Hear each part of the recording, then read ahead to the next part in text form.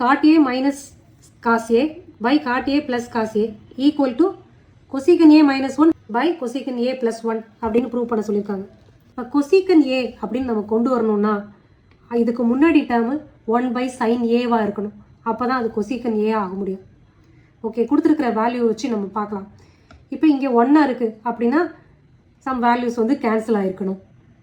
அதே தான் இங்கேயும் cosecant Aவும் ப்ளஸ் 1 இருக்குது. மேலே இருக்க நம்பரே தான் plus term difference plus and minus மட்டும்தான் டிஃப்ரென்ஸ் இருக்குது.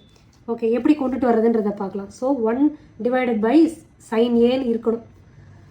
ஓகே, இப்போ cot ஏன்னா என்ன? cot A equal to 1 by tan A. tan A is sin by cos. அப்போ cot A cos A by sin A. இப்போ LHSன்னு எழுதிக்கிறேன். cot Aக்கு cos A பை sin Aன்னு எழுதலாம். cos Aவை அப்படியே வச்சுக்கலாம். cot Aக்கு திரும்ப அதே தான் cos A by sin A plus cos A. மேலே இந்த ரெண்டு டேர்மில் cos A காமனாக இருக்குது, கீழேயும் ரெண்டு டேர்மில் cos A காமனாக இருக்குது. அப்போ அதை வெளியில் எடுத்துடலாம். வெளியில் எடுத்துட்டோம் அப்படின்னா இங்கே 1ன்னு கிடச்சிரும் இல்லையா? அடுத்தது இந்த ரெண்டு டேர்மில் 1 by sin A 1 by sin Aன்னு இருக்கும், அவ்வளோதான். அப்போ அது cosecant Aன்னு வந்துட போகுது. இப்போ cos A மட்டும் வெளியில் எடுத்தோம்னா 1 பை sin A மைனஸ் 1ன்னு மேலே இருக்கும்.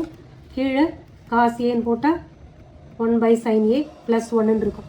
ஸோ cos A கேன்சல் ஆகிடுச்சுன்னா மிச்சம் இருக்கிறது 1 பை sin A மைனஸ் 1, கீழே 1 பை sin A ப்ளஸ் 1ன்னு இருக்கும். அப்போ இதை 1 பை sin Aனா cosecant A